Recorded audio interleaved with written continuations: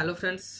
आज आप लोगों को मैं हल्दिया का जूनियर इंजीनियरिंग असिस्टेंट ग्रेड 4 वाला एग्ज़ाम है, तो उसके बारे में डिटेल्स बताता हूँ।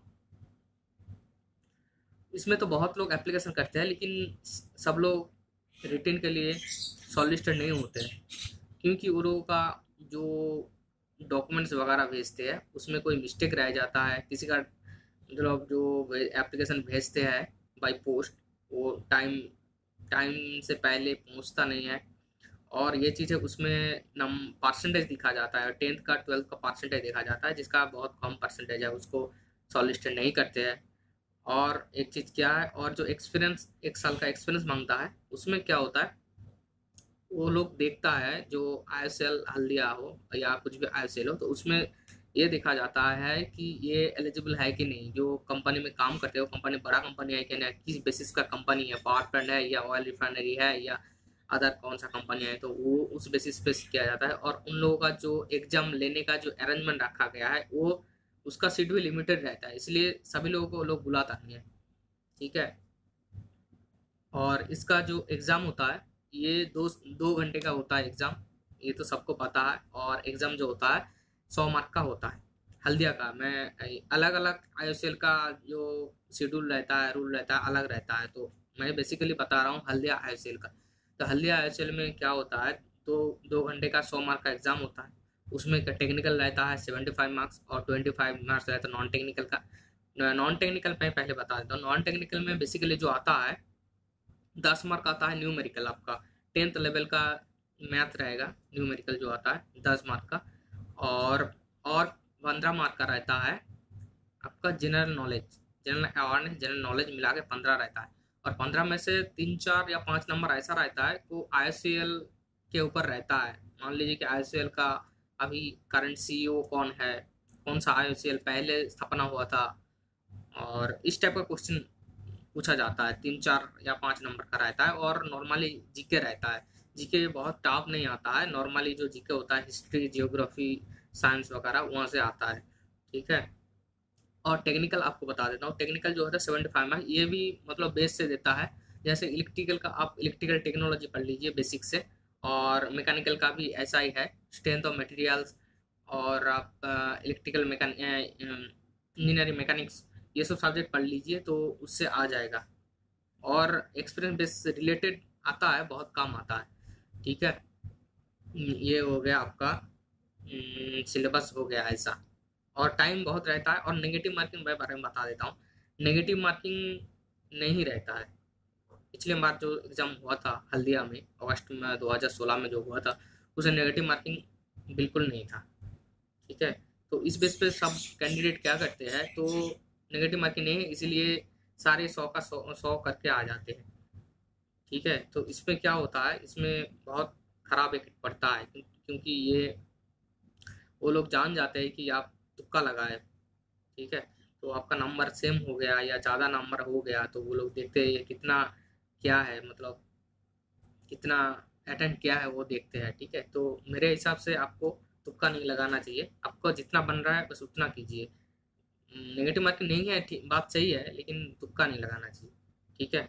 और एक चीज़ आपको बता देता हूँ, इंपॉर्टेंट चीज़ जो है, जो टोटल जो वैकेंसी आया है 74 वैकेंसी, और मतलब सारे पोस्ट सारे ट्रेड मिला के, तो कौन सा ट्रेड में कितना पोस्ट है और कितना कैंडिडेट शॉर्टलिस्टेड हुआ है रिटन एग्जाम के लिए, वो मैं बता देता हूँ।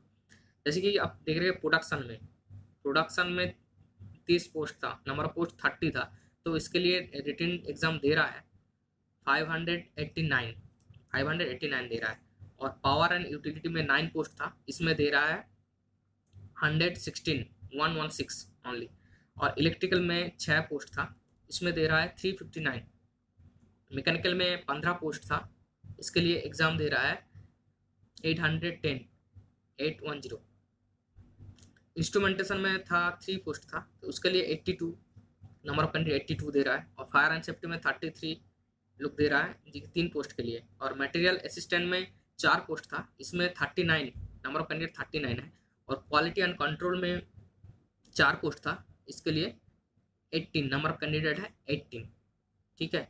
और एक चीज़ आपको बता देता हूँ, जो इसका रिटन टेस्ट का एग्जाम तुरंत निकल जाता है, तुरंत मतलब अगले दिन, ये 9 तारीख को एग्जाम हो रहा है, तो ये बोला है कि 10 तारीख को दे देगा रिजल्ट, और 10 तारीख को सेकंड हाफ में देता है। बेसिकली वहाँ पर नोटिस भी रहता है कि सेकंड हाफ को निकल जाएगा रिजल्ट, लेकिन रिजल्ट आने में थोड़ा देर हो जाता है, मतलब रात तक हो जाता है, रात 11-12 बज जाता है। पिछले बार ऐसा हुआ था, 11-12 बज गया था रात को एग्जाम आया था, मतलब रिजल्ट आया था।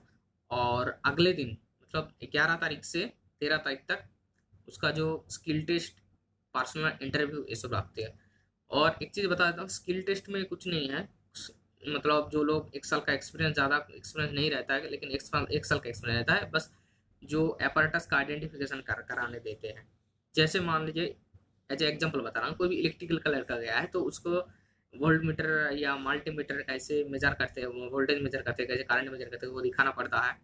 और जितना अपैरेटस है, जैसे एक रिले दिखा दिया, वो बताता है कि कौन सा टाइप का रिले है, एक सर्किट ब्रेकर दिखा दिया कौन सा टाइप का सर्किट ब्रेकर है, या कोई अपैरेटर दिखा दिया ये कौन सा अपैरेटर है, सर्किट ब्रेकर है या आइसोलेटर है या सीटीआई पीटीआई, ये सब पूछता है। और मान लीजिए कोई मैकेनिकल कैंडिडेट है तो स्किल टेस्ट में यही पूछा जाता है कि ये अपैरेटस, मतलब एक वाल्व दिखा दिया कौन सा टाइप का वाल्व है, और एक कंप्रेसर दिखा दिया तो बोल रहा है ये क्या है और कैसे ऑपरेट होता है। कोई प्रेशर गेज या टेम्परेचर गेज दिखा दिया तो वो बताएगा कि ये कितना टेम्परेचर अभी दिखा रहा है, कितना प्रेशर दिखा रहा है, ऐसे ज़्यादा कुछ है नहीं।